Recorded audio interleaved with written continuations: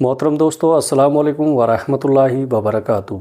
दोस्तों, अल्लाह जब अपने किसी बंदे से बात करना चाहता है तो वो किसी न किसी ज़रिए से करता है। ये अल्फाज, ये आवाज़ बस एक ज़रिया है। असल पैगाम रब की तरफ से है तो दिल से सुनो, क्योंकि शायद यही वो लम्हा हो जो आपकी दुआ का जवाब हो। अल्लाह खामोशी से तुम्हारी मदद कर रहा है। ये 4 निशानियाँ नज़रअंदाज मत करना। जब लगे कि अल्लाह खामोश है तो शायद वो तुम्हें बदल रहा होता है। कभी कभी ना सब कुछ थम सा जाता है, ना कोई रास्ता बचता है, ना कोई आवाज़ आती है।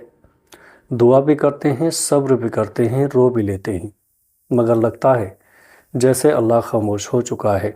और उसी खामोशी में हम खुद से एक सवाल करते हैं, क्या अल्लाह वाकई मेरी मदद कर रहा है? तो उसका जवाब है हाँ दोस्तों, लेकिन उसकी मदद का अंदाज़ खामोश होता है, गहरा होता है और वो हर किसी को दिखाई नहीं देता। आज से हम उस सफ़र में दाखिल हो रहे हैं जिसमें हम जानेंगे अल्लाह जब खामोश होता है तो दरअसल तुम्हारे साथ क्या हो रहा होता है। निशानी नंबर 1, तुम्हें तन्हा कर दिया गया है। ये तन्हाई अचानक नहीं आई, ना लोग वैसे बदल गए, ना रिश्ते वैसे ही ख़त्म हुए।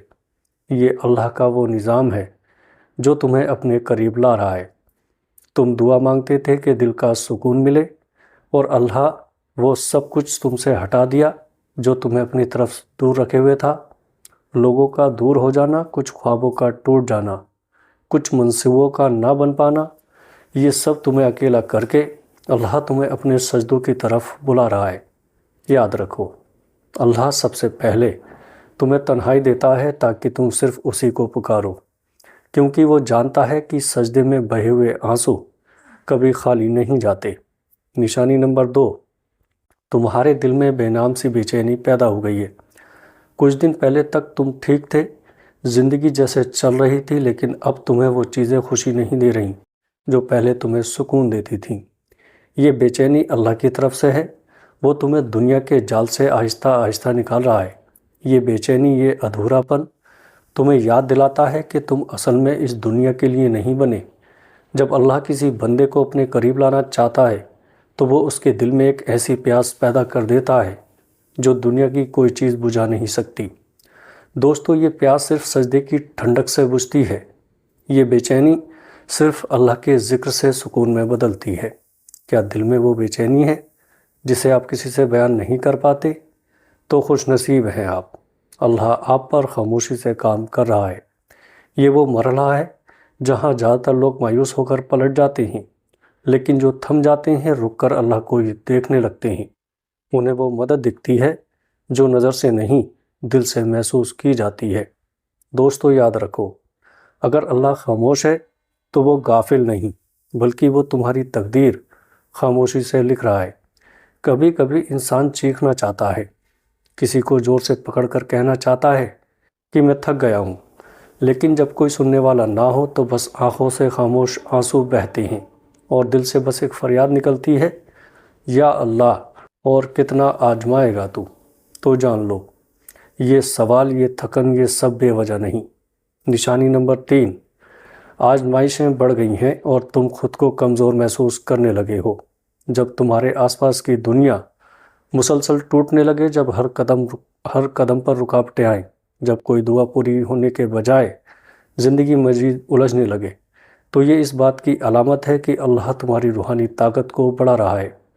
अल्लाह ने कुरान में कहा, सब्र करो, और तुम्हारा सब्र सिर्फ़ अल्लाह की मदद से है। सब्र कोई कमज़ोरी नहीं, ये वो ताकत है जो अल्लाह ख़ुद अपने बंदों के दिल में डाल देता है।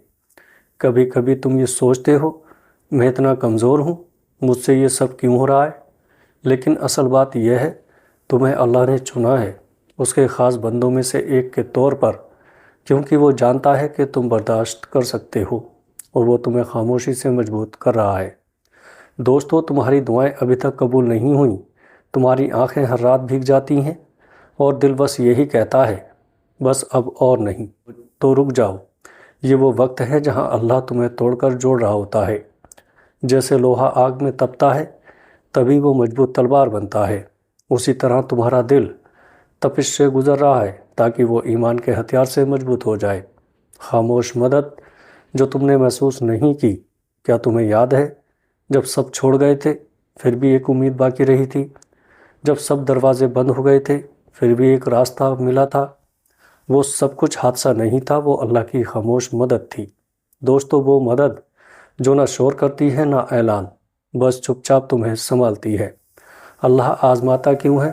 اس لیے نہیں کہ تم کمزور ہو، بلکہ اس لیے کہ تم میں وہ روشنی ہے جسے اللہ دنیا کے اندھیروں میں چمکانا چاہتا ہے۔ جب اللہ تمہیں مشکلوں سے گزار رہا ہوتا ہے تو وہ دراصل تمہاری روح کو بلند کر رہا ہوتا ہے، تمہیں ایسی چیز سکھا رہا ہوتا ہے جو صرف آزمائش سے ہی آتی ہیں۔ صبر، یقین، عاجزی، شکر، یہ سب نعمتیں اللہ خاموشی سے تمہارے اندر ڈال رہا ہوتا ہے۔